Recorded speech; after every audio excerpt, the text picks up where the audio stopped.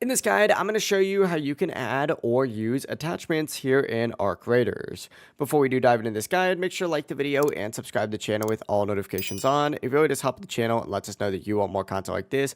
We'd greatly appreciate it. And if at any point throughout this guide you do have any questions, just ask them down in the comment section below and we can help you out further. I'm going to be doing my best to reply to every single comment down there. So first things first, what you're going to want to do is open up your inventory and essentially find whatever attachment you want to add. For example, you could use something like a compensator. It's really up to you, a suppressor, really whatever you want to use. It doesn't necessarily matter.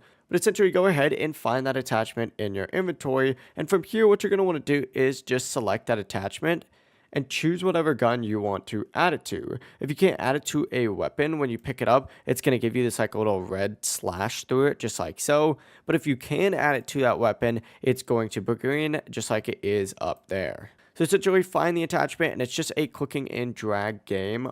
Obviously, one more time, if it has this red slash, it's not going to work. That just means it's not compatible with that gun. Whenever you do select a compatible weapon, the attachment will be added immediately. So make sure that you have a compatible weapon first, and then you'll see it applied in these little attachment slots down in the very bottom. On top of that, if you do just select like any of those slots right there, it's going to show you if you have any of those attachments in your inventory. It's going to kind of like filter through it, which is super convenient. But yeah, it really is as simple as that. That is how you can add attachments here in Arc Raiders. If this guide did help you out, make sure to like the video and subscribe to the channel with all notifications on. It really does help the channel and lets us know that you want more content like this. We'd greatly appreciate it. Have a great rest of your day though. Peace.